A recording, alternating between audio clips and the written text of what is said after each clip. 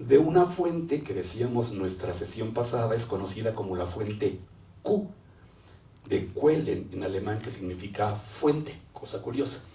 Pero se supone que esa fuente se perdió. Y se perdió porque ya no fue copiada, porque su contenido ya estaba presente en estos escritos, ¿no? Entonces se prefirió copiar estos escritos y poco a poco se fue perdiendo esa fuente, ¿no? Pero cosa curiosa, de alguna manera, ellos tampoco estuvieron presentes. Ellos dicen lo que les dijeron, ¿no? De ahí que también encontramos diferencias interesantes entre ambos evangelios, ¿ok? Y tenemos, como decíamos, el evangelio de Juan. También nos habla de Jesús. Y comentábamos las deformaciones magisteriales. Decíamos en nuestra plática pasada que pues es un evangelio que se le atribuye a Juan. Y se dice de ese Juan que era el discípulo amado.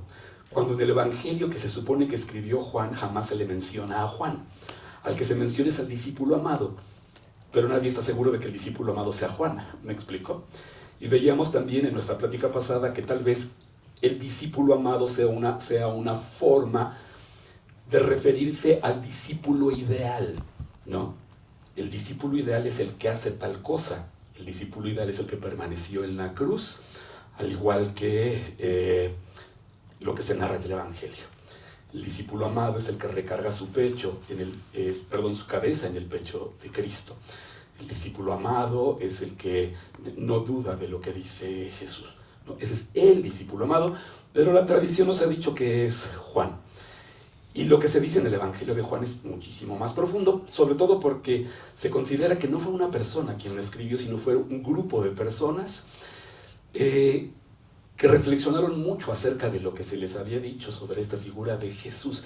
No sé si vayan captando un poco la metáfora, me voy adelantando. En sentido estricto, ¿qué fue Jesús? Les doy una pista. Una semilla de mostaza, ¿no? Es decir, todas las cosas que detonó ese personaje que en el fondo no sabemos a ciencia cierta 100% cómo fue. El mismo Gibran Jalil Gibran dice, cada 100 años el Cristo de Nazaret y el Cristo de los cristianos se encuentran y cada vez se parecen menos, ¿no? Sí, conforme fue pasando el tiempo, el Cristo del paleocristianismo, el Cristo del cristianismo original, se fue alejando, se fue diferenciando, claro, conservando muchas cosas, pero se fue sofisticando. La pregunta sería, ¿eso está mal? Pues no, sería como si nos hubiera, como me parece que no. Es como si quisiéramos quedarnos con la flautita de pan. O, más bien, qué maravillosas todas estas reflexiones que han enriquecido lo que fue esa semilla de mostaza, ¿no?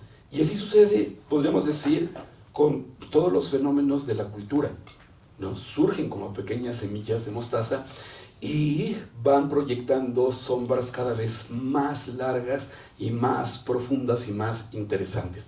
¿Vamos bien hasta aquí? ¿Nadie se ha ofendido? ¿No van a sacar sus aguas benditas? ¿No? Ok.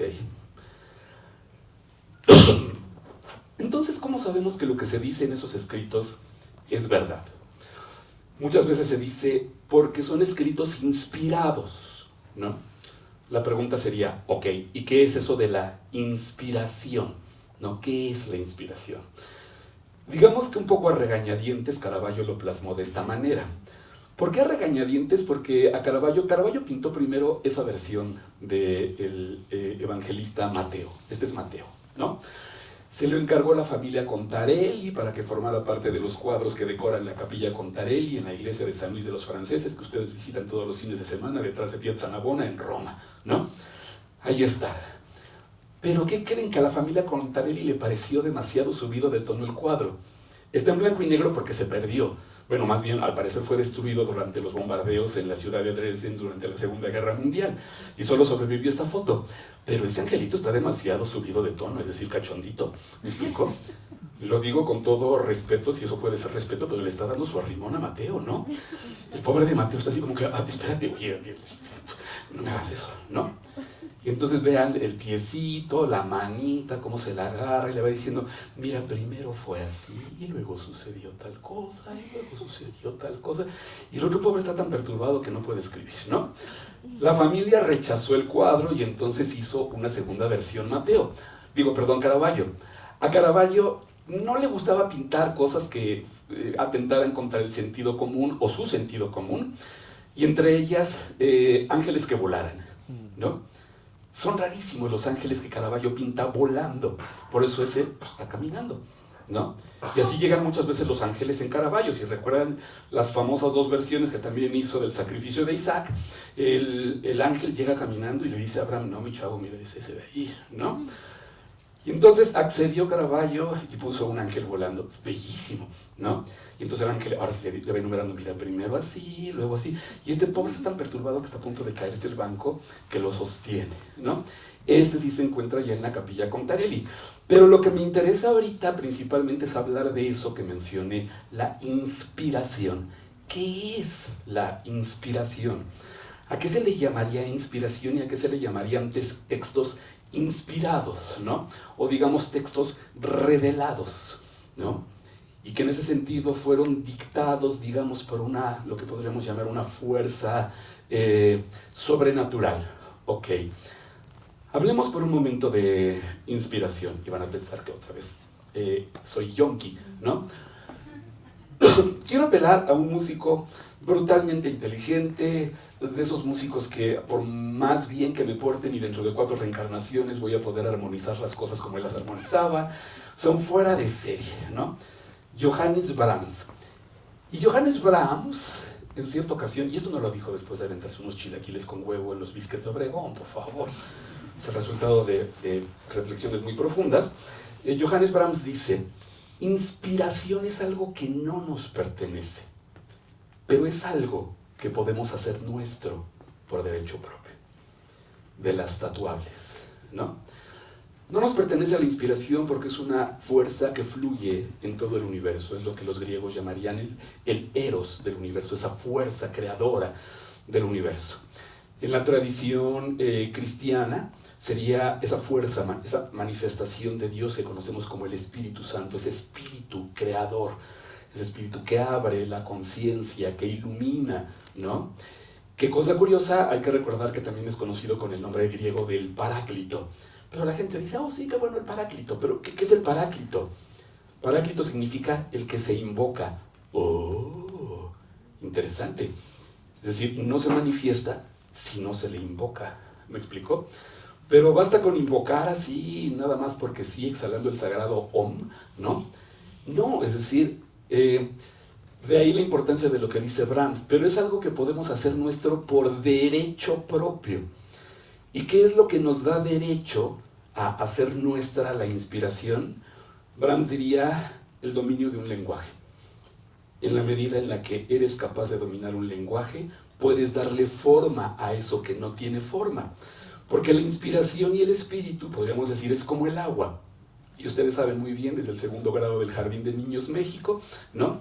Que cuando nos preguntaban que qué forma tiene el agua, pues la forma del recipiente que lo contiene, ¿no? Eso es muy importante. El agua adopta la forma del recipiente que lo contiene. Entonces, tengo que darle forma a esa inspiración. Y una manera es dominando un lenguaje. Obviamente no se refiere solamente a los lenguajes artísticos, por hablar ahorita o al lenguaje literario, sino a uno mismo como lenguaje. Y vamos a ver la importancia de eso un poco más adelante. Pero estamos hablando de inspiración, ¿no? Ok. Ay, no me digan que no entienden el meme, por favor. Qué inocentes. ¿No? Sí. ¿No? Esto deberían de tatuárselo también, porque muchas veces dejan pasar frente a ustedes cosas y debería de surgir su Leonardo DiCaprio diciendo, a ver, repítele. Van a ver si no. Vean. Para poder hablar de eso, primero voy a hablar de esto. Voy a regresar por un momento a Johannes Brahms, ¿no? Johannes Brahms nace en 1833, muere en 1897. Fue proclamado por Robert Schumann como el único posible sucesor de la obra beethoveniana. O sea, como gran amigo, y le depositó esa responsabilidad brutal a Brahms sobre los hombros, ¿no? Algo que no le agradeció Brahms, ¿no? Lo cierto es que Brahms, un poco antes de morir, él sentía que estaba ya cerca su final. Acababa de morir su gran amiga, pianista, compositora, etcétera, etcétera, Clara Wieck, la esposa de Robert Schumann, en 1896. Y Brahms, hemos dicho muchas veces que la vida de Brahms era tan fascinante y tan interesante como la de un protozoario, ¿no? O sea,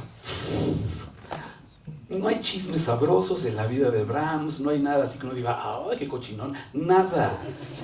Súper bien portado, muy trabajador, muy decente, qué aburrido. Pero su música es grandiosa, ¿no? De tal manera que, un poco antes de morir, un hombre, ¿no? De apellido Abel, estaba confeccionando un libro con base en entrevistas que le hacía a los grandes músicos de la época, muchos de ellos ya olvidados porque no trascendieron. Y le insistió muchísimo a Brahms que le concediera una entrevista. Brahms no concedía entrevistas, ¿no? Que lo dejaran en paz. Pero a través de su gran amigo, el gran violinista Joseph Joachim, accedió. Le dijo, ok, ¿qué quiere usted saber, muchachito? Que además hemos comentado que le impuso una condición. Sí lo hemos comentado, ¿no? ¿No? Ok, pues lo comentamos, ¿no? La condición que le impuso Johannes Brahms a este hombre fue: le concedo la entrevista, pero siempre y cuando lo que yo le diga sea publicado hasta dentro de 50 años.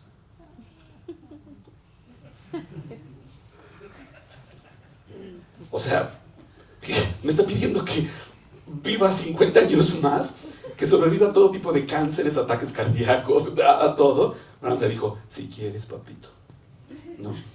Si quieres. Sobrevivió 59 años más y publicó el libro. ¡Qué maravilla!, ¿verdad? Y publicó el libro, le respetó la palabra a Brahms, eso sí, ¿no?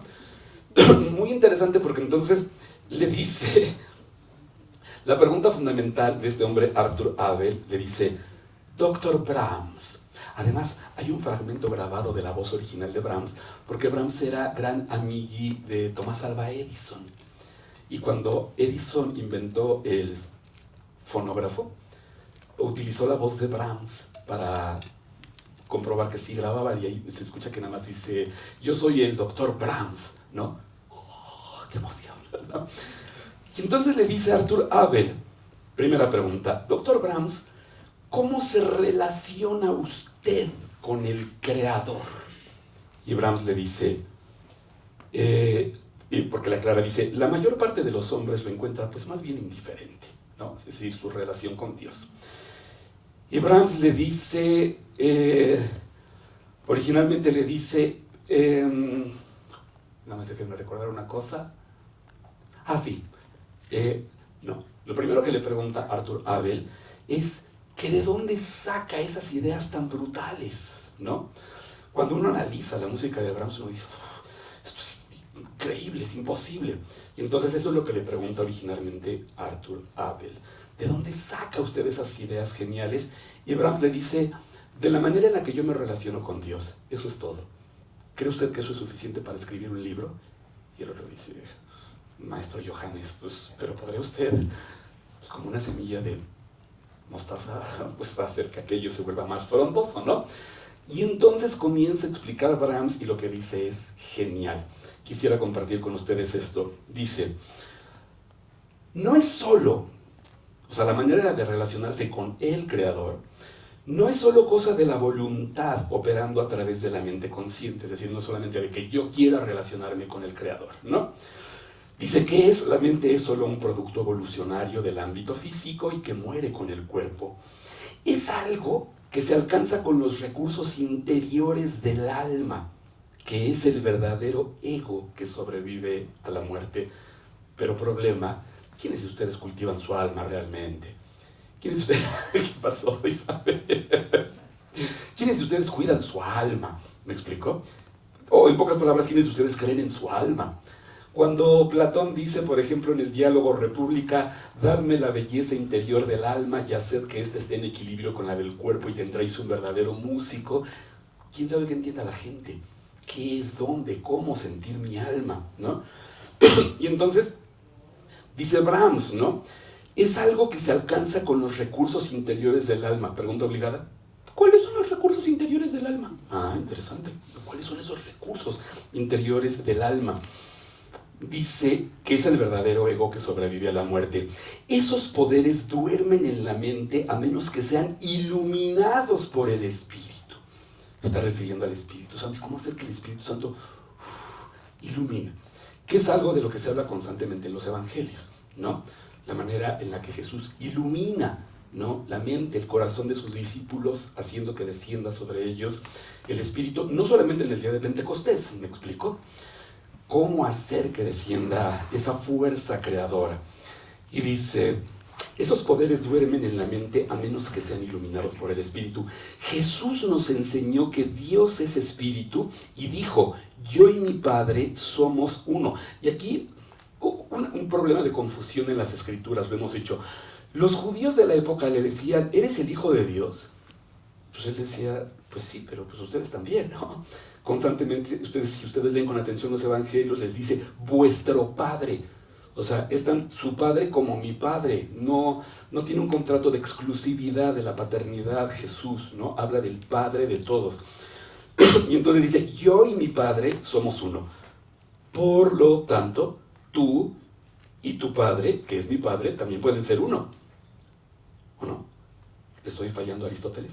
No, ¿verdad? Ok, dice, advertir que somos uno con el Creador, como lo hizo Beethoven, es una experiencia maravillosa y deslumbrante. Muy pocos humanos llegan a darse cuenta de que esa es la razón por la cual existen tan pocos compositores o genios creativos en la disciplina que sea. Cuando siento la urgencia, cuando siento la urgencia de componer, ¿no? Así dice, pienso invariablemente en esto antes de componer. Ese es el primer paso.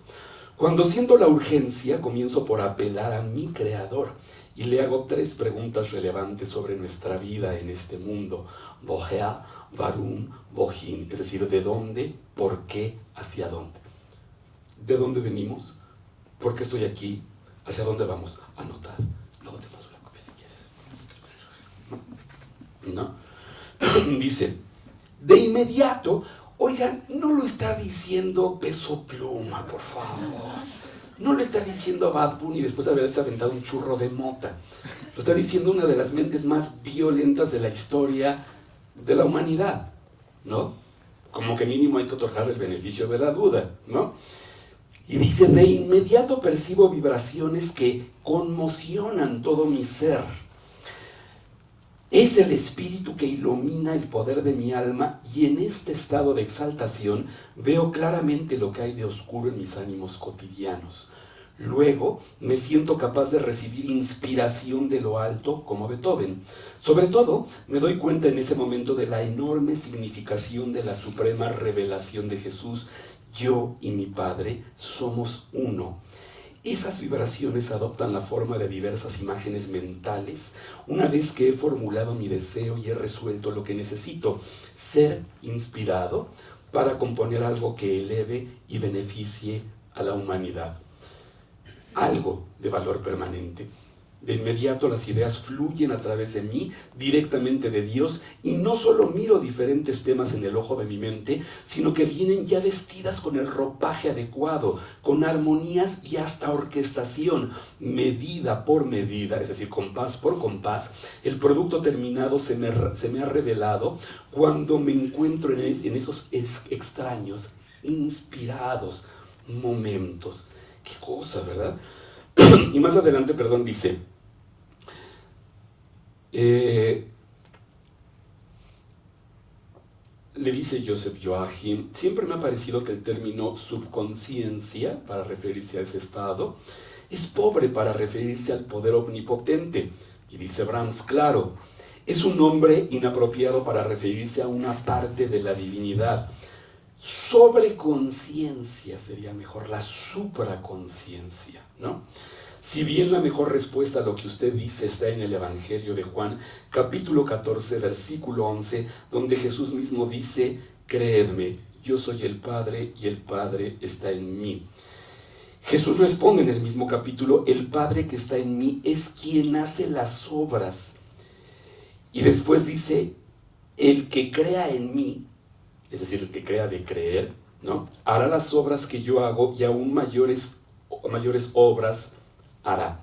Es muy interesante ese capítulo de Juan porque Jesús dice: no soy yo, es el Padre el que actúa a través de mí. Lo difícil es cómo ponerse en contacto con el Padre. Lo difícil es creer en eso que hemos comentado. Pero íbamos a Juan 10:34 ahorita, sí.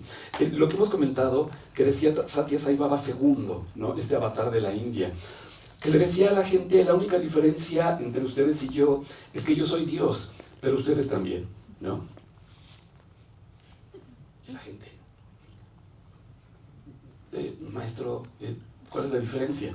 Que yo sí lo sé, pero ustedes no lo saben, ¿no? Y que la gente entonces podría decir: pero ahora ya lo sé. No lo sabes, lo conoces, pero no lo sabes.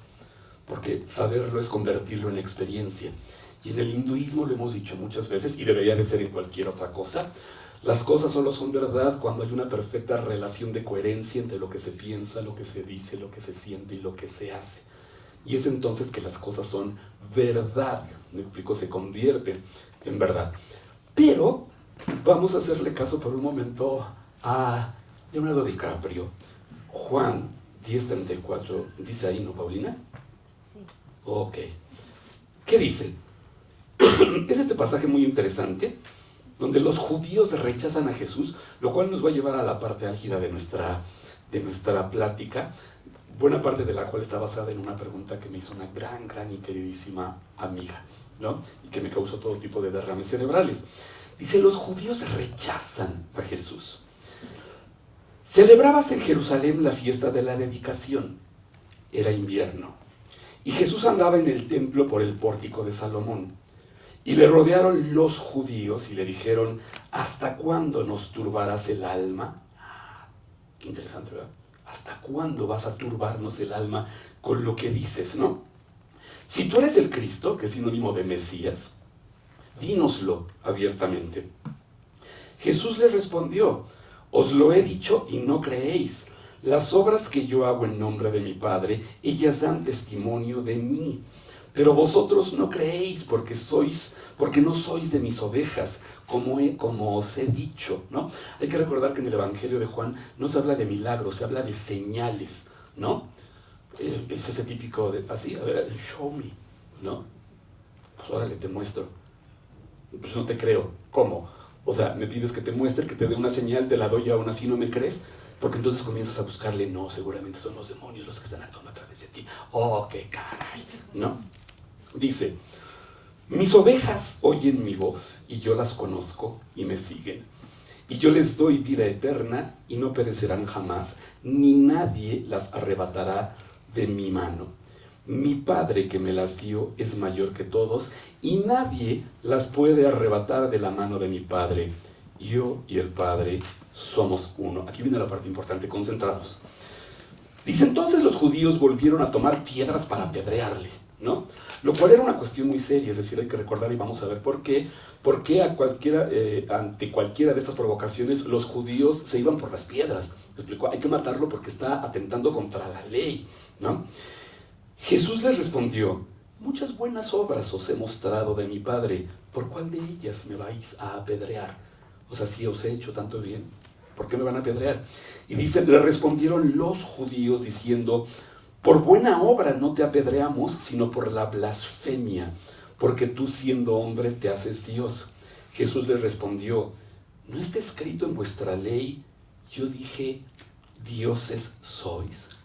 ¿Qué es lo genial? Una de las cosas más geniales de Jesús, por lo que nos dicen los evangelios, que se sabía al derecho y al revés la escritura, lo cual no es cualquier cosa. Me explico, conocía perfectamente bien la escritura y no se salía de ella. ¿Qué hacía? Lo mismo que hacían y siguen haciendo todos los judíos. A mí no me crean, pregúntenle a los judíos. Interpretar la ley. ¿Cuál es el problema del judaísmo? La interpretación de la escritura. Y vamos a hablar un poquito más adelante de eso. La escritura no es unívoca. Ni cualquier escritura, ni las escrituras sagradas unívocas, es decir, no tienen un solo significado. Es decir, no son susceptibles de ser interpretadas de una sola manera, ¿no? Entonces, grandes discusiones en torno a que si lo que realmente quiere decir esto o es lo otro. Y a Jesús que le funcionaba muy bien el hemisferio derecho y practicaba el pensamiento lateral, ¿me explicó? Encontraba otras soluciones a los problemas planteados por la Escritura, sin inventar nada. Ahí está, ¿me explicó? Ok, esto es muy interesante. Dice, y Jesús le respondió, ¿no está escrito en vuestra ley, yo dije, dioses sois? Ahí está el, ¿me explicó? ¿Qué? ¿Dónde dice? Salmos 82, 6. Como verán, venimos armados hasta los dientes. Que no nos digan, que no nos cuenten, y mucho menos que nos las mienten, ¿no? Dice el Salmo número 82 clarísimamente, ¿no? Que es muy bello, dice, Dios está en la reunión de los dioses, en medio de los dioses juzga. ¿Se dan cuenta del problema de la interpretación? Aquí no se está hablando de un monoteísmo, se está hablando de un enoteísmo, no de un politeísmo. ¿Cuál es la diferencia entre politeísmo, monoteísmo y enoteísmo? Seguramente lo vieron en Plastilina 2 en el jardín de niños, ¿no? En el enoteísmo se admite la existencia de otras divinidades, pero se venera solo a una. Ah, no te la sabías, ¿verdad, Omarcito? El monoteísmo es solo una divinidad. El politeísmo hay muchas divinidades. En el enoteísmo, ¿no? Puede haber otras divinidades, pero la divinidad más rifada es esta, ¿no? ¿No me creen? Aquí lo dice. Guarden sus piedras, ¿no? Dice, Dios está en la reunión de los dioses, ¿no? En medio de los dioses juzga. ¿Hasta cuándo juzgaréis injustamente y aceptaréis las personas de los impíos? Defended al débil y al huérfano, haced justicia al afligido y al menesteroso, librad al afligido y al necesitado, libradlo de mano de los impíos. No saben, no entienden, andan en tinieblas, tiemblan todos los cimientos de la tierra. Yo dije, vosotros sois dioses. Pero si no leen los salmos, pues ¿cómo? Ahí está el problema, ¿me explicó? ¡Wow! ¡Qué interesante! Y uno diría, perdón por lo que voy a decir, no es en mala leche, ¿me explicó? Y entonces, ¿por qué lo que está sucediendo ahorita en Gaza? ¿No? Por ejemplo, si su misma ley, si su misma Sagrada Escritura está diciendo eso, porque desde tiempos de Cristo no era así. El mismo Jesús lo dice en el Evangelio de Mateo, cuando una mujer cananea se acerca para pedirle que cure a su hija. Una mujer cananea, es decir, no de la región de Judea. Y le dice que no es lícito dar lo que es de los hijos a los perros, ¿no? Lo que está diciendo Jesús es, no, y lo dice además claramente, fui enviado para recuperar a las ovejas del rebaño del Señor. Es decir, lo que yo hago es para los judíos. ¿Me explico? ¡Wow! ¡Qué sobrecogedor!, ¿verdad? Pero ¿a dónde quiero llegar con eso también? A que mucha gente se inventa quién sabe cuántas cosas de lo que fue Cristo, de lo que no fue Cristo, porque escuchó. No, ahí está. Cristo en ningún momento dice que viene a salvar a toda la humanidad, ¿me explicó? Viene, de acuerdo a las profecías del Antiguo Testamento, a salvar a las ovejas del pueblo de Israel. Solo cuando el cristianismo se va a helenizar con Saulo de Tarso, es que comienza a expandirse. Y qué bueno, ¿me explico? Porque ¿qué significa eso? Pues la semilla de mostaza. Es decir, que la cosa no se quedó en la flauta de pan, ¿me explico? Sino que se le vieron otras posibilidades a ese tipo de pensamiento. Interesante asunto, ¿no? Y Jesús le dice a la mujer cananea eso. Pero la mujer cananea con gran sentido le dice, sí, maestro, pero aún los perrillos comen de lo que cae de la mesa de los amos, ¿no? O sea, ¿por qué no me das lo que te sobra? Y Jesús le dice, ¿sabes qué? Te la rifaste. Y entonces cura a su hija. O sea, ¿por qué? Pues porque, como siempre dice, tu fe te ha salvado.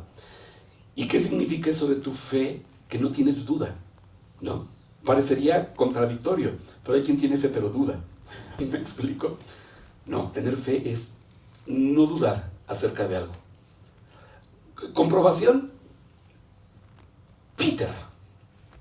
Pedrito. Y no sola, ¿me explico? Recuerden que de pronto van atravesando el mar de Tiberíades, el famoso mar de Galilea, los discípulos van allí en la barca, Jesús les había dicho que se adelantaran, él iba a permanecer un rato más con el pueblo, orando, y en medio de la noche los sorprende la tormenta a los discípulos, están aterrados y de pronto ven que viene Jesús caminando sobre las aguas. Y todos, y piensan que es una aparición, están aterrados, ¿no? Hasta que les dice, no, soy yo. En ese momento Pedro, llevado por sus impulsos, porque era muy impulsivo, se baja de la barca y dice, Maestro, haz que yo pueda caminar sobre las aguas como tú. Y Jesús le dice, follow me, ¿no? Pedro se baja, da unos pasos y comienza a hundirse. Y le dice Jesús, ¿por qué dudaste? ¿No? Eso fue lo único que te faltó.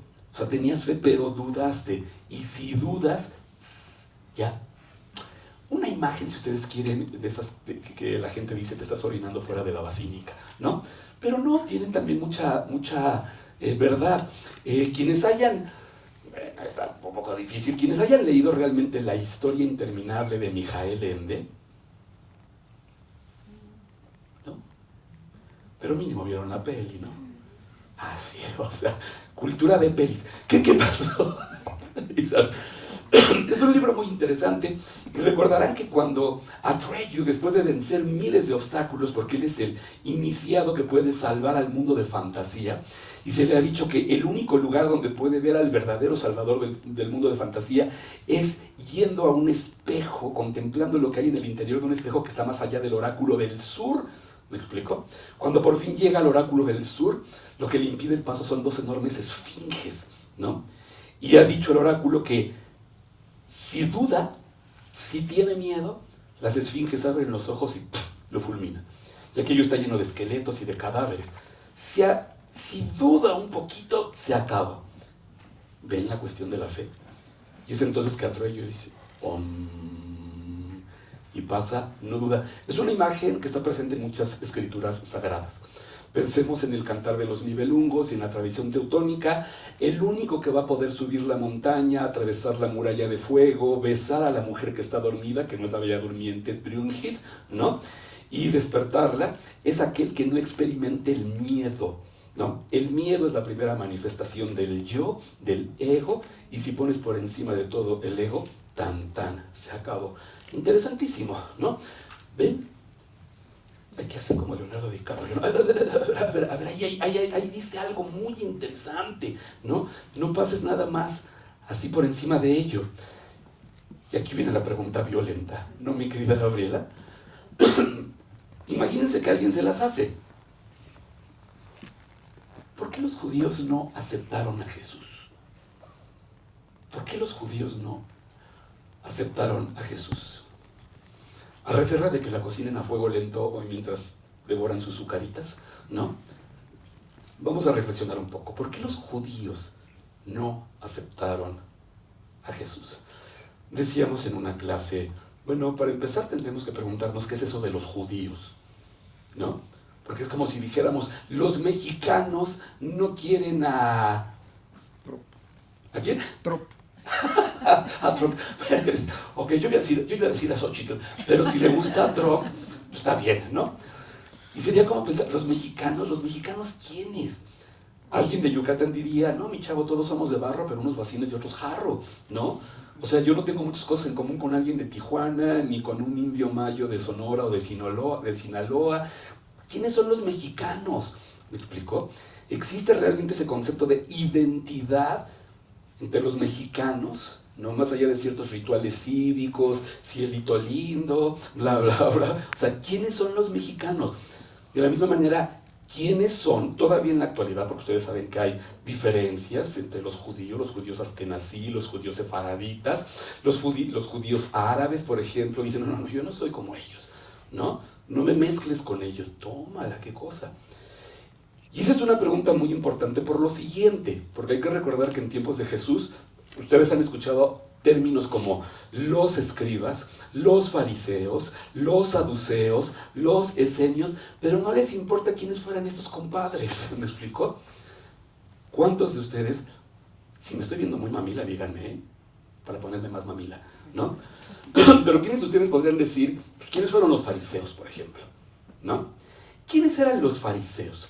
Los fariseos eran, digamos, los puros, los que obedecían 100% la ley, los que interpretaban la ley proveniente de tiempos de Moisés y todo aquello que está contenido en el aburridísimo Levítico, ¿no? ¿No? O sea, es lo mismo que haya dicho cualquier otra cosa. A ver, recordemos algo. ¿Qué es la Torá? Los 5 primeros libros de lo que nosotros llamamos el Antiguo Testamento, ¿no? El Génesis, el Éxodo, Números, Levítico y Deuteronomio. Esa es la Torá, la base de la ley, ¿me explico? Pero la Torá es parte del Tanaj, y el Tanaj incluye todos los demás libros, o casi todos los demás libros que están contenidos en lo que nosotros llamamos el Antiguo Testamento. El Tanaj es la Biblia hebrea. Entonces incluye los escritos de los profetas, de los jueces, los salmos, bla, bla, bla, todo eso. Libros sapienciales, libros, bla, bla, ¿no? Todo eso es el Tanaj, ¿no? Pero dentro del Tanaj, la parte más importante es la Torá. Y dentro de la Torá, donde vienen todos los reglamentos y las cosas que tienes que hacer para cumplir con la ley, está en el Levítico, ¿no? Que si te puedes lavar con tal agua, que si necesitas hacer esto durante tal ritual, que esta agua que utilizaste acá no la puedes utilizar para acá. Y uno dice, Dios mío, qué cosa, ¿no? ¿Quiénes se apegaban 100% a eso? Los fariseos. Los fariseos decían, nosotros somos puros porque cumplimos 100% con todo lo que está contenido ahí. Y no solamente eso, sino que a todos esos reglamentos les hacían reglamentos. Es decir, para cumplir con esos reglamentos, hacían reglamentos, ¿no? Que ya no están contenidos en el Levítico. Y entonces aquello se volvía exasperante a más no poder. Nadie podía seguirles el paso, aunque los respetaban a los fariseos. Y los fariseos, por lo tanto, se consideraban con derecho a juzgar. Los fariseos creían en la resurrección, ¿no? Los fariseos creían en la inmortalidad del alma también. Creían que sí, una gente que obraba bien iba a obtener un nuevo cuerpo, no en el sentido platónico, sino que al final de los tiempos iba a tener un cuerpo que le iba a permitir vivir eternamente y feliz, ¿no? Creían que también la gente que se portaba mal iba a ser condenada para siempre al infierno, ¿no? Esa era una gran diferencia con otro grupo importante que es el de los saduceos, ¿no? Los saduceos era la jerarquía eclesiástica, la nobleza eclesiástica. Norberto Rivera, ¿me explicó? Ay, perdón, no sé por qué dije eso. Perdón. O sea, todos los cardenales y toda esa parafernalia, esos son los saduceos. ¿Qué implica poder económico, por ejemplo, familias privilegiadas, etcétera, etcétera? No creían en la resurrección porque creían que Dios era justo y si a ellos les iba también es porque Dios quería que así fuera. En la actualidad uno se encuentra gente así. Yo me he encontrado con gente de las altas clases sociales que dice, pues los jodidos están jodidos porque así lo han querido, ¿no? Y porque Dios así además lo quiso. O sea, yo estoy aquí porque Dios quiso que fuera así, ¿no? ¿Qué cosa, no? Entonces los saduceos no creían en la resurrección, no creían en el alma, estaban en constante conflicto, digamos, con los fariseos, pero tenían un gran peso porque eran los que manejaban todas las cuestiones relacionadas con el templo, ¿no? Y por lo tanto, las cuestiones económicas, saduceos y fariseos en conflicto entre ellos. Por otro lado, teníamos a los escribas. Los escribas eran como los abogados, ¿no? Y hay todo tipo de abogados. Abogados fifís y abogados chairos, ¿no? Abogados de la gente rica que saca a narcotraficantes de la cárcel, abogados que explotan a la gente pobre, escribas había por todos lados, pero se sabían la ley al derecho y al revés, y sobre todo, como su nombre mismo lo dice, sabían leer y escribir, lo cual no sabía toda la gente. ¿Por qué era importante eso? Digo, esperemos que no lo... Pero bueno, aquí tenemos a una doctora en Derecho, ¿no? Súper doctora en Derecho, pero imagino, ojalá nunca tengamos que vernos en la necesidad de echar mano de un abogado, ¿no? Nos va a desplumar, ¿no? Porque además no conocemos los procedimientos y además todas esas triquiñuelas que hay, que si no, pues que tienes que soltar 500 pesos para las copias, porque si no, que si esto y que lo otro, que... Y dices, oh, Dios mío. Todas esas triquiñuelas las sabían los escribas, ¿me explico? ¿Por qué? Pues porque tenían esa formación. era otro grupo muy importante, pero que permeaba toda la sociedad. Y por otro lado, digamos, teníamos un grupo que podríamos llamar místico, sí, espiritualmente muy profundo, que eran los esenios, ¿no? Los esenios que se apartaban de la sociedad para llevar a cabo prácticas relacionadas con la espiritualidad, con el conocimiento de Dios, lo que serían los monjes rifados, ¿me explico? Los monjes y las monjas rifadas, así que realmente llevan una vida de oración, de prácticas que les permiten purificarse para experimentar la divinidad, digamos, los monjes del Monte Athos, allá en Grecia, ¿no? Los esenios. Pero cosa curiosa, estas 4 divisiones que acabo de mencionar, pues eran los menos. Los más era toda la gente que seguía a los profetas. Y Jesús era uno de esos profetas. Recuerdan que mínimo 2 veces en los evangelios se dice que Jesús, alimentó a 5,000 personas con solo 3 teleras y 4 charales, ¿no? Wow. Y que en otra fueron 3,000. Por más que uno diga eso es hiperbólico, 3,000 personas son muchas. Y 3,000 personas que sigan a este personaje porque lo que buscan es una curación. ¿Qué es lo que más les interesaba? ¿Comprendían su palabra? No, los deslumbraba, ¿no? No la entendían ni menos si les hablaba en parábolas, ¿no? Pero veían las cosas, los signos que hacía, y eso los movía, y era muchísima gente la que lo seguía. Regresamos a la pregunta, ¿por qué los judíos no aceptaron a Jesús? ¿Cuáles judíos? Aquellos a los que les movió el tapete, ¿no? Principalmente saduceos, fariseos y escribas, que eran los que se entendían con los romanos, ¿no? Y los romanos no querían problemas. Y la gente común y corriente no se iba a meter en problemas, sobre todo por el peso que tenían los saduceos, por el peso y el respeto que les inspiraban los fariseos, aunque en la actualidad la palabra fariseo es una palabra muy que se utiliza para denostar a alguien, ¿no? No, en aquel entonces no tanto, aunque en los evangelios se nos da esa imagen. Pero hay que recurrir a otras fuentes, como los escritos del historiador romano Flavio Josefo, que habla de otra manera de los fariseos. O el mismo San Pablo era fariseo, me explicó, él era un fariseo. Y San Pablo, al igual que Jesús, nunca se salió de la ley. Y eso ponía peor a los judíos, a estos judíos, ¿no? Que siempre los refutaba, pero a partir de la escritura, entonces no había por dónde atraparlo, ¿no? No hubo por dónde atrapar a Jesús, ¿no? Ok, ¿vamos bien hasta aquí? ¿Sí? Ok.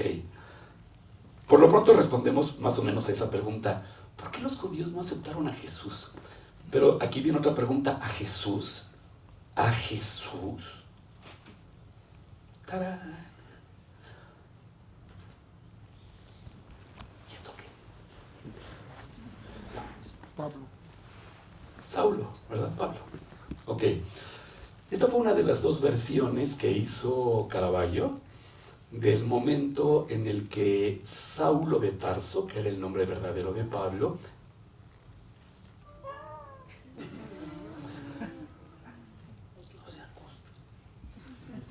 ya está viejita, es una mala costumbre que tiene, se queda dormida, pero se despierta rápido, solo no hay que espantarla.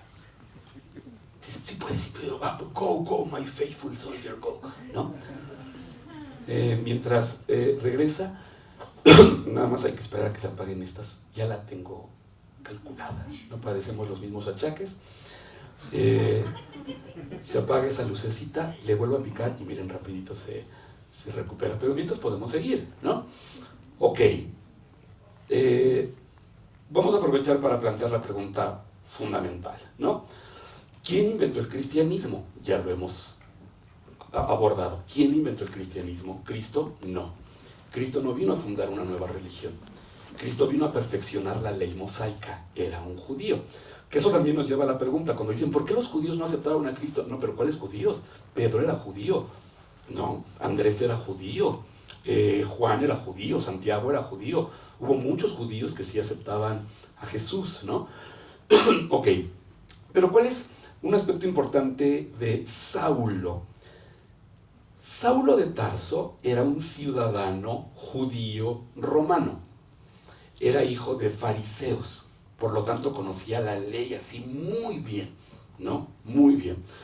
Pero por ser ciudadano judío romano, tuvo acceso a la educación propia de los ciudadanos romanos, que era una educación muy buena que incluía el estudio del griego. Saulo hablaba griego. Y el griego es una lengua muy compleja. Y es una lengua muy apta para filosofar. Me explico, es una de las lenguas más aptas para filosofar. Digamos que Saulo era un egresado de la Ibero, ¿me explico? Mientras que los apóstoles eran aquí de la central de Abastos. Sí, les gustaba la cultura, pero pues eran de la central de Abastos, ¿me explico? De ahí los tremendos conflictos que va a haber entre Saulo y los discípulos, porque sí los conoció a Pedro, y habla muy mal de Pedro, Saulo, constantemente, sobre todo en la carta a los Gálatas. A mí no me crean, léanla, ¿no? Y tiene que ver con que Saulo consideraba que Pedro era un doble cara, que era duro de cabeza, que no entendía ciertas cosas. Pues no, me explicó, no tenía la formación de Saulo. ¿Pero a dónde voy con esto? Saulo, entonces, miren, ahí va. Saulo era un ciudadano judío romano, ¿no? Pero pertenecía a un grupo que todavía no se consolidaba bien en ese momento, pero que desde entonces ya recibía el nombre de celotes, los celotes. ¿Quiénes eran los celotes en el contexto del judaísmo de aquella época? Voy un segundo. Ahí está. ¿Ya vieron? ¿No? Celote lleva implícita la idea de celoso, los celosos. Pero no los celos que ustedes experimentan, sino alguien que es como muy celoso de la ley, muy celoso del orden, muy apegado a, ¿no? Los celotas o celotes eran, digamos, radicales. Si alguien se salía de la ley, ellos se encargaban de perseguirlo y castigarlo, ¿no? Y aplicarle el típico castigo judío, el apedreamiento. Los judíos no crucificaban, quienes crucificaban eran los romanos. Y los romanos crucificaron a miles, de verdad, a miles, ¿no? Los judíos apedreaban. Y entonces, Saulo, inclusive lo sabemos, está asentado en los Hechos de los Apóstoles, perseguía a cristianos, o perseguía a esos desviados de la ley, ¿no? Que ni siquiera eran cristianos, no se les llamaba cristianos, ¿no? Se les llamaba la herejía de los nazarenos, los seguidores del nazareno, ¿no? Herejes porque tenían una opinión propia en relación con quién era el Mesías. No tenía la palabra herejía, todavía no tenía las connotaciones que va a adquirir después en la Edad Media, ¿no? Entonces, Saulo se dedicaba a perseguir precisamente a estos personajes. Y él mismo admite que estuvo presente en la lapidación, en el apedreamiento del primer mártir del cristianismo. Recordemos que la palabra mártir significa el que da testimonio de su fe. Hemos dicho que la palabra martirio no significa suplicio. Ahora se utiliza como sinónimo de suplicio, ¿no? Y uno dice, esto es un martirio. No, ¿cómo va a ser un martirio? Es un suplicio, en el mejor de los casos. Mártir era el que daba testimonio de su fe y después venía el suplicio, ¿no? Entonces, el primer mártir, aquel que dio por primera vez testimonio de su fe a riesgo de su vida, fue Esteban. Y Saulo dice que él estuvo presente en el apedreamiento. No admite que seguramente participó con unos cuantos rocazos, ¿no? Eso, pero seguramente sí, ¿no? Y tan perseguía cristianos, bueno, nazarenos, que él mismo dice que llevando unas cartas hacia Damasco, en lo que ahora es Siria, unas cartas para que, digamos, el gobernador de la región le entregara a unos desviados, ¿no? En el camino, no iba en un caballo, jamás se dice que fuera en un caballo, aunque la tradición lo plasma así. En el camino de pronto una luz resplandeciente se le aparece, ¿no? Lo ciega y detrás de esa luz él cae a tierra y detrás de esa luz escucha una voz que le dice, ¿por qué me persigues? ¿No? Que hemos dicho muchas veces que es una pregunta fundamental. ¿Qué significa eso de ¿por qué me persigues? Significa, a ver, ¿de verdad sabes quién soy yo? O sea, ¿de verdad sabes en qué consiste la doctrina que yo he predicado? ¿Sabes quién soy yo? ¿Sabes por qué me persigues? ¿O estás actuando mecánicamente nada más defendiendo una serie de principios que fueron introyectados en tus frágiles y tiernas circunvoluciones cerebrales, ¿no? Y no entiendes nada. ¿Por qué me persigues? Que es una invitación a reflexionar, ¿no? Y efectivamente, metafóricamente es muy interesante el hecho de que Saulo quede ciego, lo cual le impide ver hacia afuera para mirar hacia adentro. Y Saulo, conocedor del griego y de las herramientas de la filosofía griega, pues reflexiona y se da cuenta de que, ¿qué estoy haciendo? O sea, si de entrada en el fondo este tipo no está haciendo nada que no esté contenido en la ley. ¿Me explico? No es ni siquiera que cambio de opinión porque venga a traer una luz nueva. O sea, está diciendo lo que está en la ley nada más. Empezando porque viene a perfeccionar la ley, es decir, viene a hacerla efectiva a través, primero que nada, de un mecanismo, el arrepentimiento. Ustedes pueden leer los evangelios y saben que siempre dice, arrepiéntanse porque está por venir el reino de los cielos, el reino de Dios. ¿Qué es eso del reino de Dios? ¿No? ¿Cuál es el camino que sigue? Amor y perdón. Ahí están los tres elementos, arrepentimiento, amor y perdón. ¿Inventó algo? No. ¿Cuál es el primer mandamiento? Amarás a Dios por encima de todas las cosas. El segundo, amarás a tu prójimo como a ti mismo. No inventó nada relacionado con el amor, ¿me explico? Dices, oh, qué interesante. Sobre todo eso reflexiona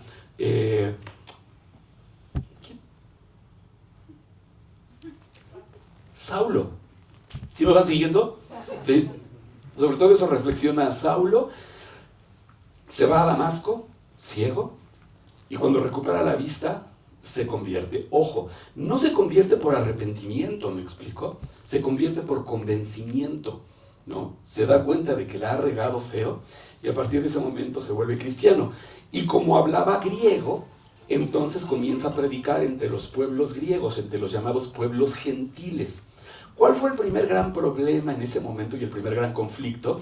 Que cuando se dio el famoso primer concilio del cristianismo en el año 48, cuando se reunieron los discípulos de Jesús con Saulo y los demás helenistas para ponerse de acuerdo, Saulo les dijo, ya convertí a todas estas personas de toda esta región. Sin embargo, como saben, para que vean que esto además era judío, lo único que no quieren, lo único que no aceptan es circuncidarse, ¿no? Dicen, la circuncisión, no. Gran conflicto, porque los cristianos jerosolimitanos, es decir, los de Jerusalén, decían, pero es que eso dice la ley, ¿no?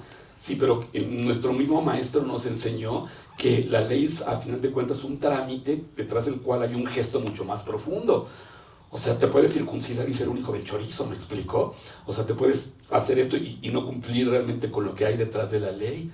Ah, sí, cierto, dijo Pedro, ¿no? Y entonces llegaron a un acuerdo, ok, que no se circunciden, pero que apoyen económicamente a la causa de Jerusalén. Ah, eso está muy bien, ¿no? Vamos bien hasta ahí. Y fue Saulo quien escribió todas estas cartas dirigidas a los pueblos griegos, a los gálatas, a los tesalonicenses, a los corintios, a los efesios, donde le va dando un sustento filosófico a todo aquello que él escuchó que había dicho Jesús, ¿no? ¿Quién le dijo eso? Pues Marcos, ¿me explico? ¿Quién se lo dijo a Marcos? Pedro, ¿me explico? ¿Y quién se lo dijo además a Lucas? Pues Marcos, ¿no? Ah, sí, me voy explicando, ¿no? Y entonces ahí comienza a apartarse. Jesús se quedaría muy, miren, es algo así como lo siguiente, ¿no? Concentrados.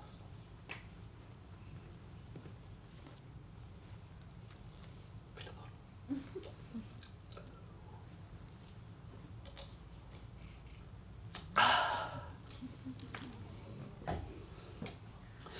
Tal vez en algún momento de su vida leyeron la novela El nombre de la rosa de Humberto Eco, ¿no? Si no, estoy seguro de que sí vieron la película, ¿no? Antes voy a establecer una analogía. Estoy seguro de que tal vez nunca leyeron el libro de Dan Brown de El Código Da Vinci, pero vieron la película.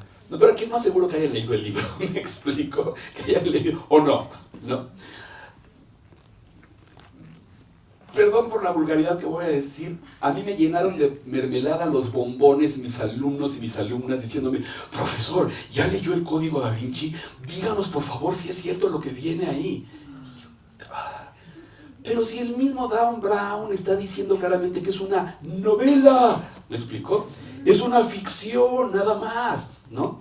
Ya salió gritando que la que realmente tuvo la idea original fue una mujer súper pacheca llamada Lynn Picknett, ¿no? Que escribió un libro que les he dicho que se llama María Magdalena, la diosa perdida del cristianismo. Esta mujer es súper yonki, ¿no?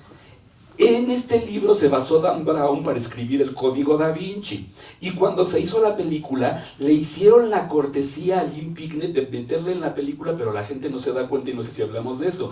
En una de las escenas va Lynn Picknett con su esposo, ahí en el camión, me explicó. Y dices, Lynn Picknett, sí. Es una broma, es un chistorete, ¿no? Tuvieron que mandar llamar a un super erudito de aquí de la Universidad del Claustro de Sor Juana a la televisión para que dijera, ¿qué les pasa? Es una novela, ¿no?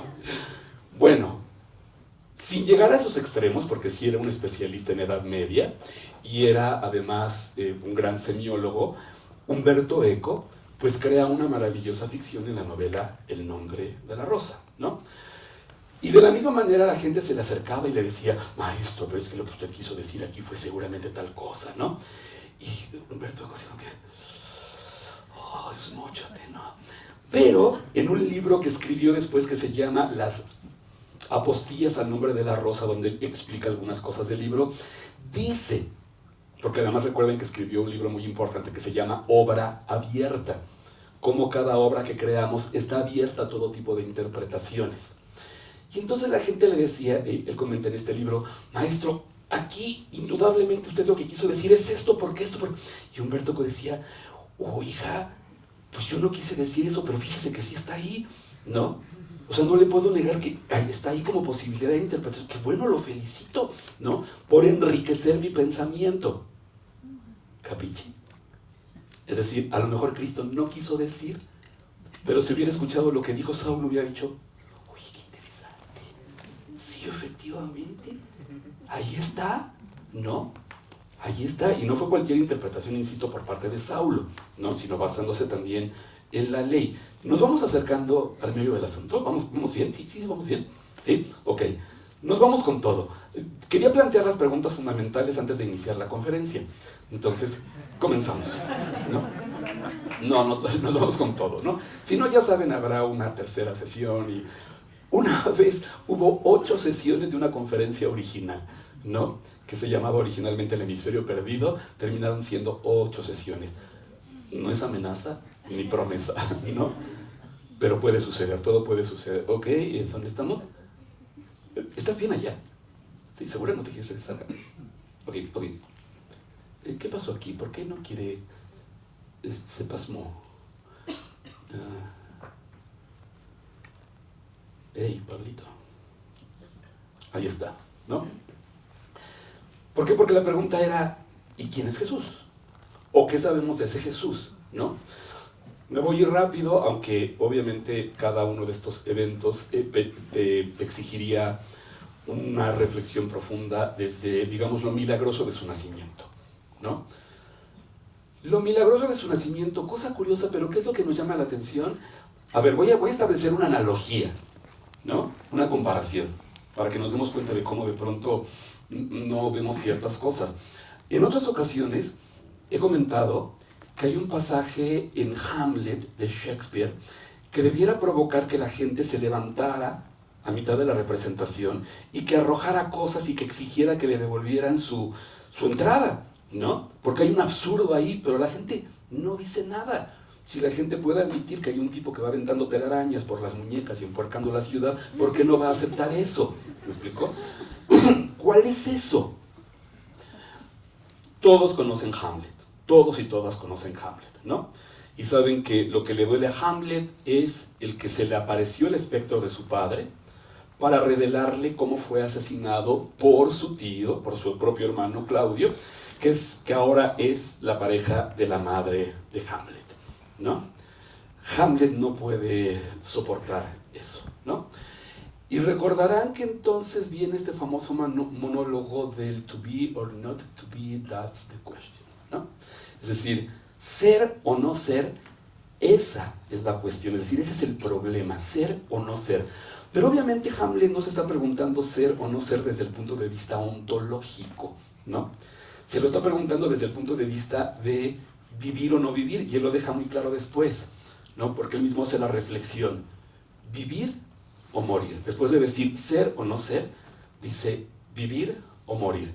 Y él mismo dice, ¿por qué querer seguir viviendo cuando la vida te trata de la manera en la que te trata? Lo voy a resumir, ¿no? Cuando te va mal, la fortuna es adversa, ¿por qué querer seguir viviendo? ¿Qué está planteando Hamlet? Pues ¿por qué no nos suicidamos? ¿Por qué cuando nos está llevando el carajo no nos suicidamos? Pero él dice, vivir o morir. Y después establece otra analogía, dice, dormir, soñar. Ah, sí. Si el morir es una especie de dormir, pues qué rico, ¿no? Me duermo para siempre y sueño. Pero de pronto hace la reflexión, pero ¿qué tal si ese soñar es una pesadilla?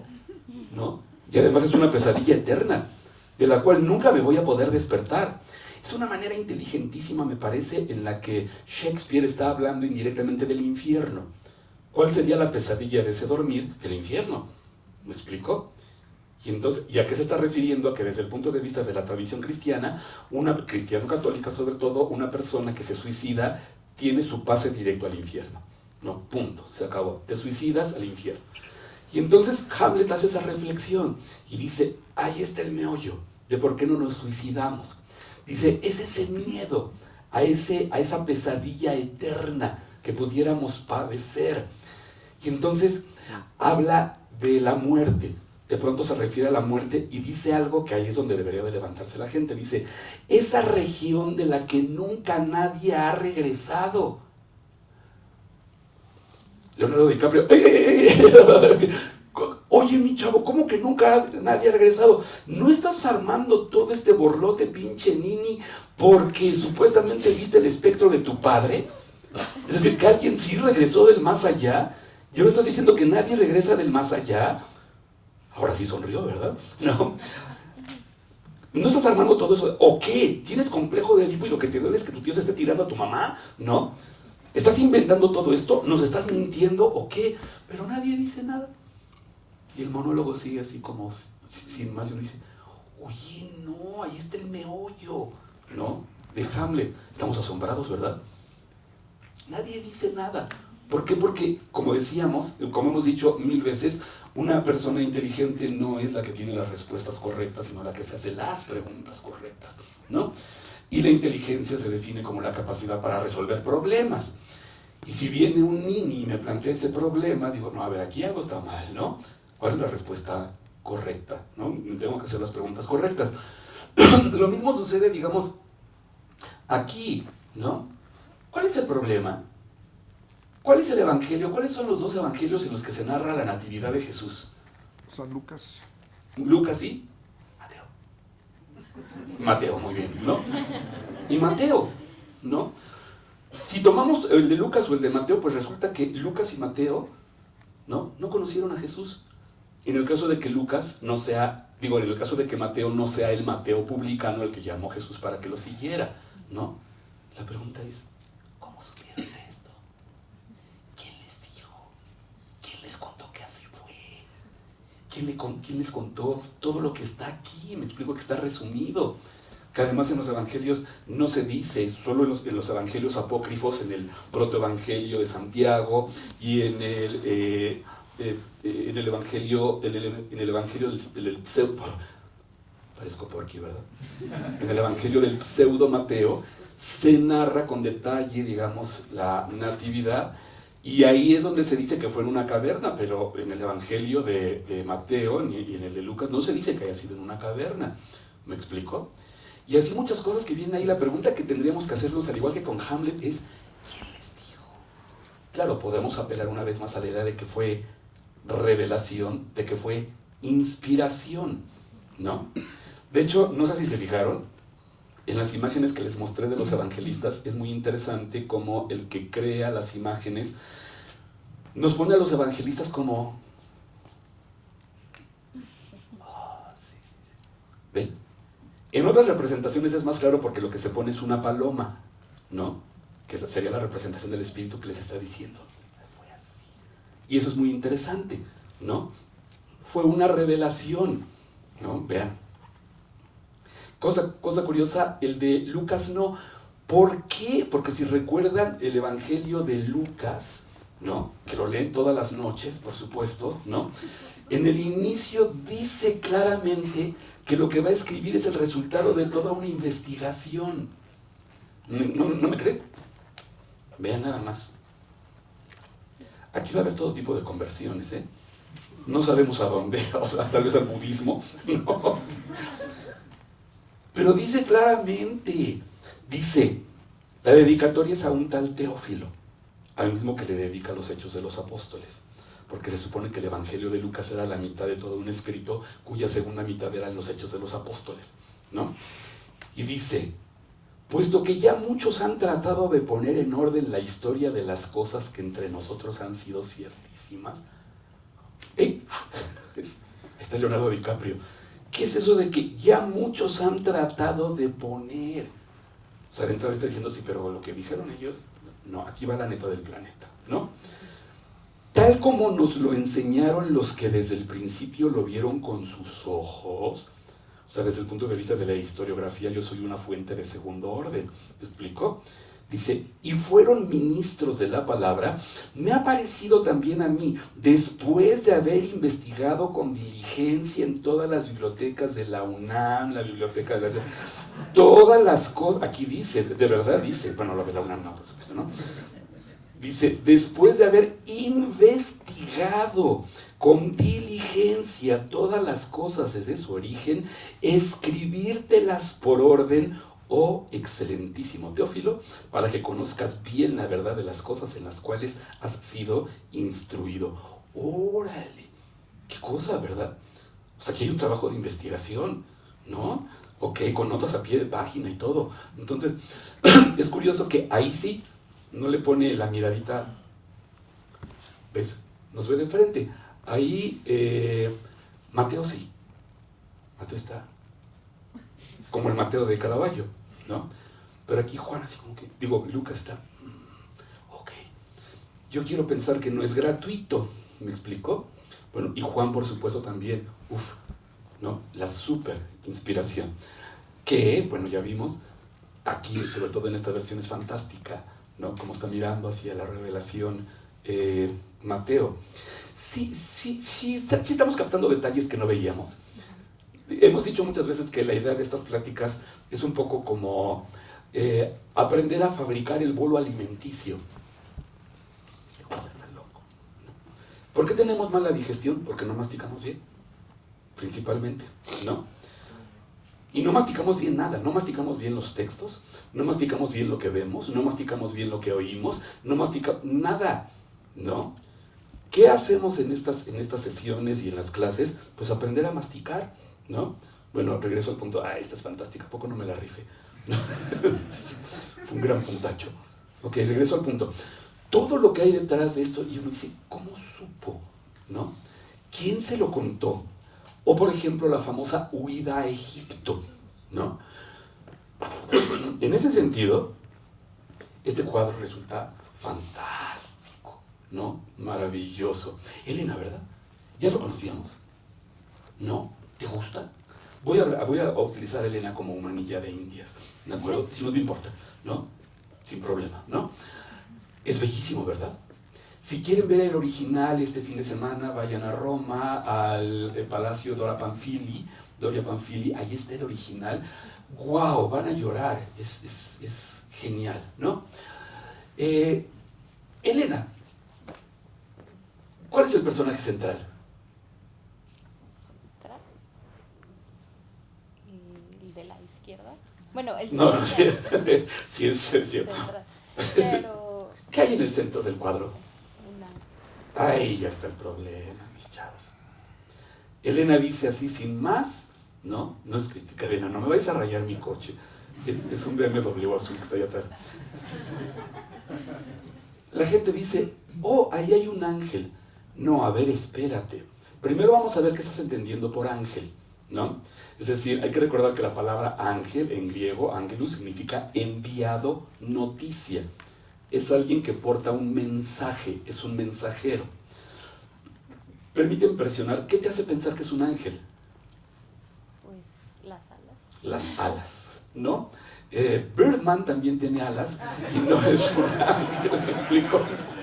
Y te podría mostrar personajes asirio, babilónicos que tienen alas y no los consideraríamos como tal ángeles, pero lo que quiero resaltar es que estamos acostumbrados a eso.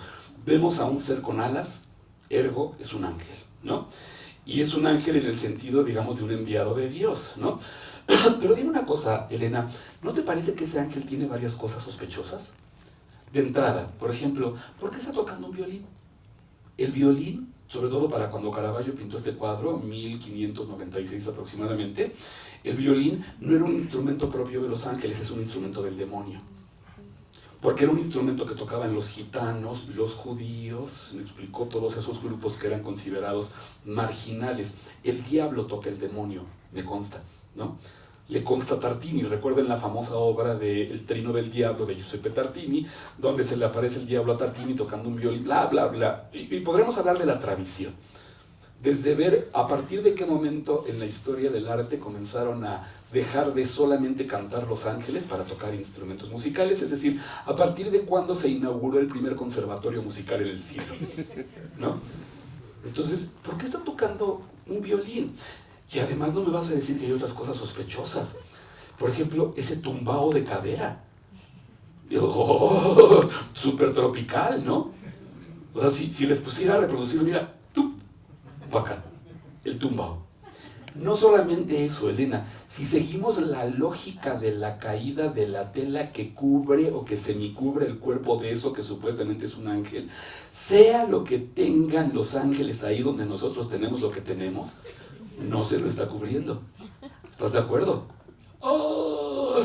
Dices, ¡oh, Dios mío! Comienza a subir la temperatura, ¿o no? O sea, se le está enseñando ¿a quién? Al Señor José, que suponemos que es el Señor José porque reconocemos a la Sagrada Familia.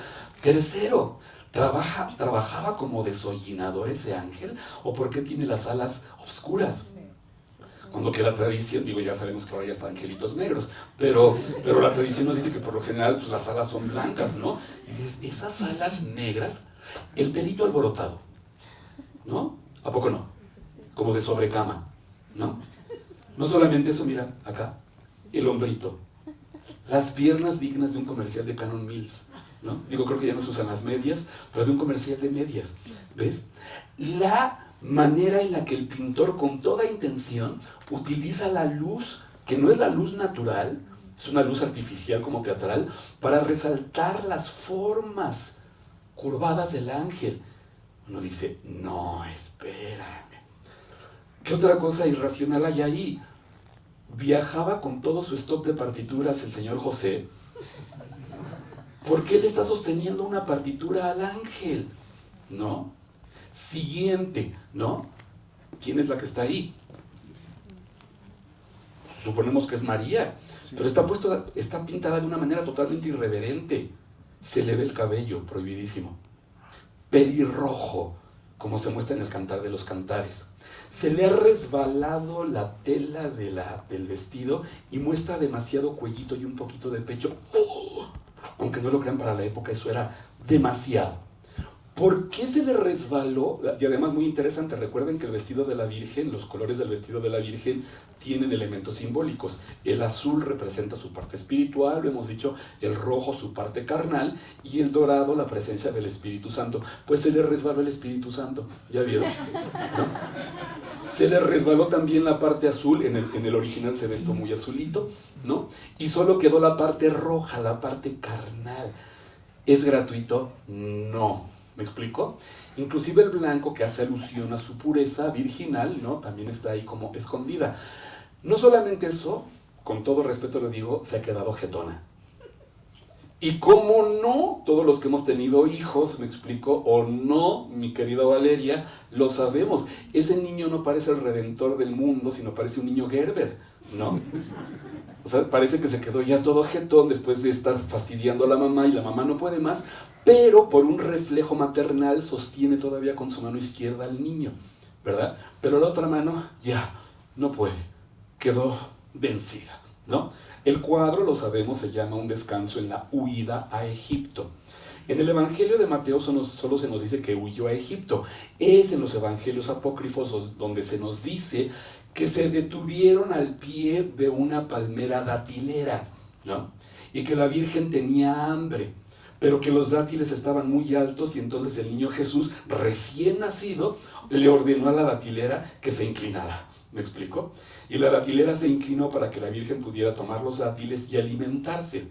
Cuando terminó, se lo agradeció y le pidió a los ángeles que llevaran la palmera al cielo. De ahí que la palma que caracteriza a los mártires sea utilizada para eso, porque es en conmemoración de esa palmera buena onda. ¿Me explico? Que obedeció a Dios. Pero ¿cuál es la parte todavía más importante? Levanten la mano rápido quienes ya vieron al burro.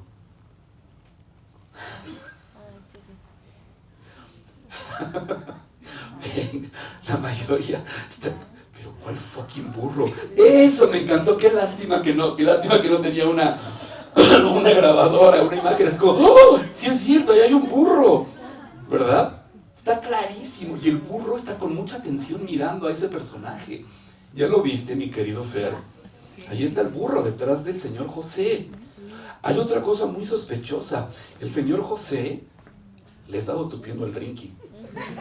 Aquí está la dama Juana, que no es gratuito al lado, y apenas está tapada con un papelito. Se estuvo echando sus sorbetes, ¿no? ¿Qué implica esto? El cuadro, además hay que recordar una cosa, Caravaggio fue, hasta donde sabemos, el primer pintor que cuando, por ejemplo, pintaba un instrumento musical, no lo hacía aproximadamente, lo pintaba 100% como era, lo cual ha permitido a muchos musicólogos reconstruir instrumentos musicales de la época. No solamente eso, sino cuando Caravaggio pintaba una partitura, no simulaba una partitura, pintaba la partitura original. Eso le ha permitido a los musicólogos saber qué es lo que está escrito ahí. Y lo que está escrito ahí es un fragmento del Cantar de los Cantares, que si saben algo de ese texto, saben que es el texto erótico por excelencia dentro de la tradición judía ortodoxa. Es el texto que los judíos ortodoxos le leen, los hombres le leen a sus mujeres para incitarlas a la relación sexual los viernes en la noche. ¿Me explico? Y dice, ups. O sea, ¿qué está tocando el ángel? Una melodía erótica. ¿Me explico? ¿A quién se le está tocando? Al señor José. Pero en realidad ese ángel es un recurso muy similar al que utilizó Shakespeare, que además es de la misma época, ¿no? Para hacernos saber cuál es el mecanismo que se sigue en el proceso de los celos. Si leyeron Otelo, recordarán que quien representa a los celos en Otelo es Iago. Quien siembra los celos en Otelo es Iago. Es decir, Shakespeare echa mano de Iago para hacernos ver el interior de Otelo. Ese supuesto ángel es una proyección hacia el exterior de lo que está sintiendo, de la comezón que está sintiendo el entrepierna el señor José, ¿no? Por el simple hecho de contemplar a la Virgen María en el estado en el que se encuentra. Caravaggio pudo haber dicho, a mí que no me digan, que no me cuenten, ni mucho menos que me la mienten. Puedo aceptar que el señor José haya respetado a la Virgen, ¿no? Que ya sabemos que hay toda una disputa en cuanto a que si sí tuvo hijos después de haber tenido al niño Jesús. A mí no me crean, leen el Evangelio de Mateo. Y dice que no la conoció, sino hasta después de haber dado a luz a su primogénito. Y conocer en este caso significa soc, ¿de acuerdo? No la conoció, no tuvo relaciones con ella hasta después de haber dado, no sabíamos, hasta después de haber dado a luz a su primogénito, ¿no? Pero vamos a suponer que no. Y que Caravaggio dijera, puedo creer que no la tocó, pero de ahí a que nunca la haya deseado, por favor, era viudo, había tenido hijos, sabía cuál era el proceso, ¿no? Sabía lo que se sentía, que no me digan que nunca experimentó deseo por ella. ¿Y qué hace Caravaggio? Lo mismo que muchos otros cuadros, de la manera más picaresca, nos muestra eso. Mi querida Elena es un ángel. Error. Sí es un ángel, pero nos está trayendo noticias de otras cosas. Como Eros. Exactamente, ¿no? ¿De qué le está trayendo noticias al señor José? Porque además, Si observan con atención, y si van este fin de semana a Roma y a la Galería Dorio Pamphili, van a ver con más nitidez que el señor José no está mirando al ángel, o al supuesto ángel. Es la misma mirada que todos ponemos cuando... Sí.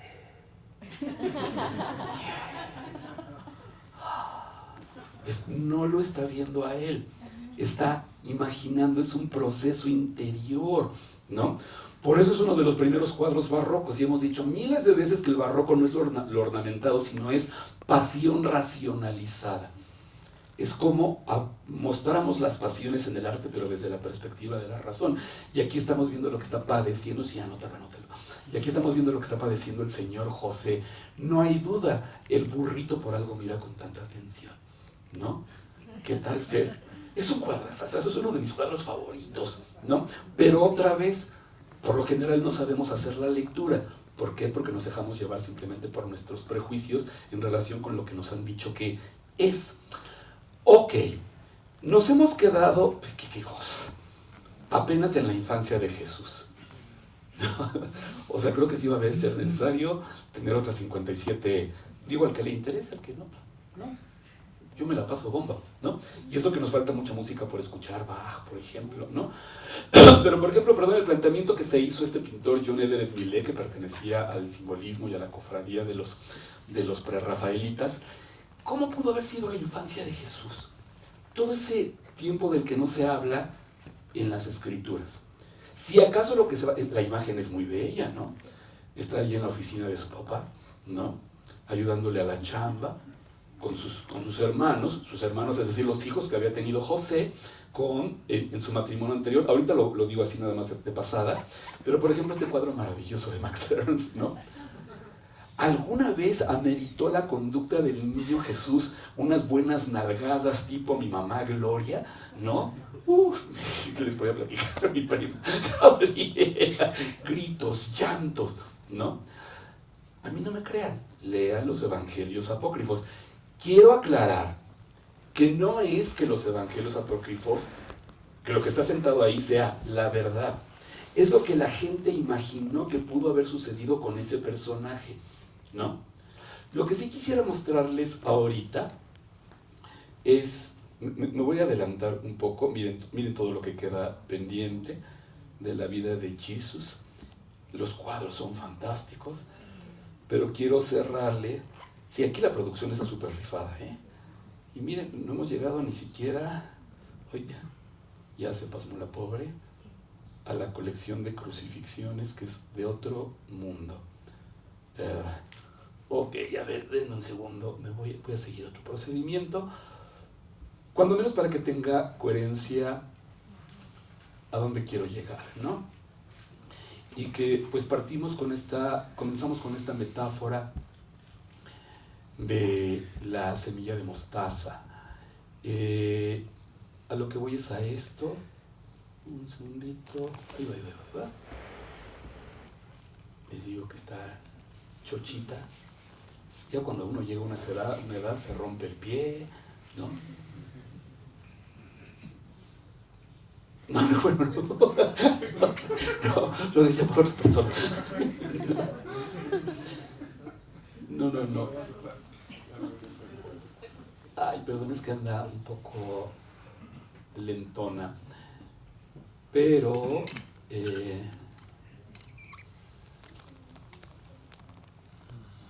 bueno, igual, como dice Jorge Luis Borges, todas las cosas están unidas por vínculos secretos.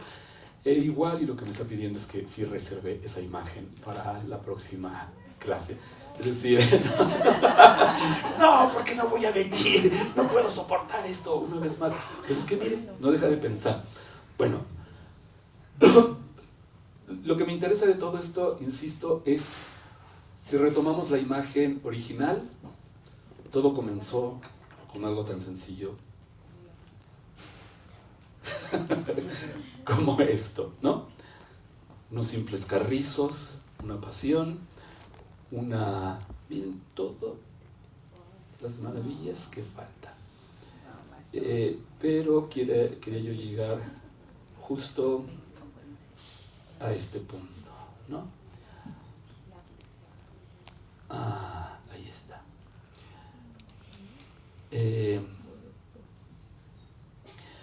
Este es un icono que nos remite a la parábola, ¿no?, de la semilla de mostaza, ¿no? Pero otra vez, si uno no dialoga con la imagen, no puede dimensionarla, ¿no?, de manera justa. Por eso toda esa introducción en el sentido de preguntarnos todas las cosas que tuvieron que haber pasado para que existiera una obra de órgano como la que escuchamos, ¿no?, partiendo de una simple flauta de pan, más todo lo que había alrededor, insisto, arquitectónicamente, evolución del lenguaje musical, etcétera, etcétera, ¿no? Todo lo que no ha tenido que suceder para que el cristianismo haya llegado a ser en la actualidad lo que es o lo que debiera ser. Me explico, si realmente le pusiéramos atención. Iba a cerrar con la misma imagen. Este ya es un árbol real de mostaza. Qué impresión, ¿verdad? Qué impresión y qué sorprendente. Exacto, qué bueno que lo anotaste, ¿no? De eso, diríamos, Jesús de Nazaret fue eso. Y de pronto, no solamente por todo aquello a lo que ha dado pie en cuanto a la reflexión de su mensaje, sino si pensamos solamente, y ahí hay una prueba, en la enorme cantidad de obras de arte que ha dado pie. De crucifixiones, últimas cenas, imágenes de todo tipo, todo lo que ha provocado. Y alguien se preguntaría, ¿y es importante, sería importante saber si fue verdad o no? Ya no, porque todo lo que ha sucedido es verdad. ¿Me explico? Todo lo que ha sucedido en el terreno del arte y en el terreno de las reflexiones éticas en cuanto a lo que podríamos ser como seres humanos si nos diéramos la oportunidad de, ¿no?, transformar nuestra existencia. Creo que esta era... Sí, eso sí lo vamos a ver la próxima vez, ¿no? Pero hasta aquí, ¿hay alguna duda que no sea existencial? ¿No? Ok, no me queda entonces más que de verdad agradecerles muchísimo que se hayan dado la oportunidad de regresar el día de hoy. Espero que no se hayan sentido frustrados, frustradas, ¿no?, que les haya dejado algo de provecho y se les hará saber ahora sí, porque hubo algunas... No, falta algo, del comercial. Sí, rapidísimo. No, si no me van a correr. Un segundo, sí, pues que me salté todo esto y ahí venía el comercial, ¿no? A ver, pero vean qué maravilla nada más, ¿no?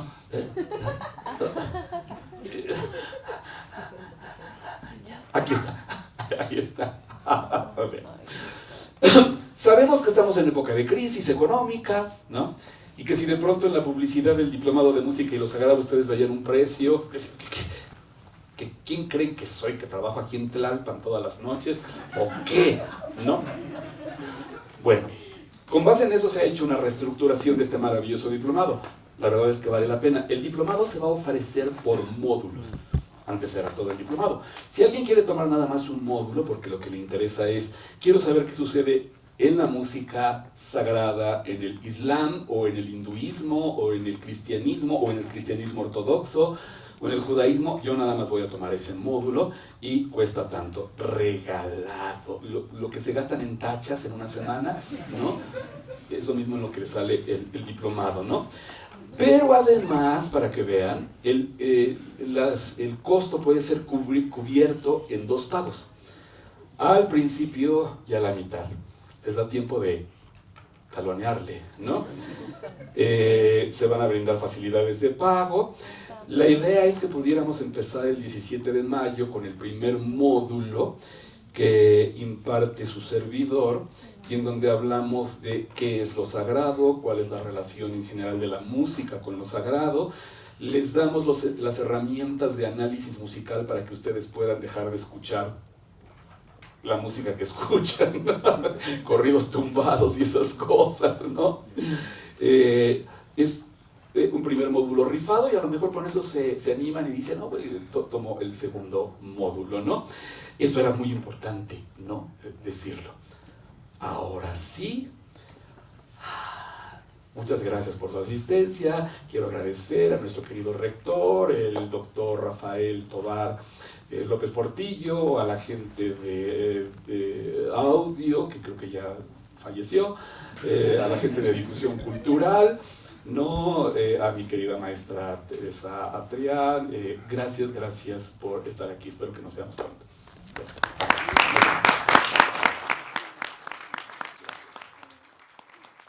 Les voy a dejar la musiquita, el principio, para que se vayan felices cantando I Hold, I Hold.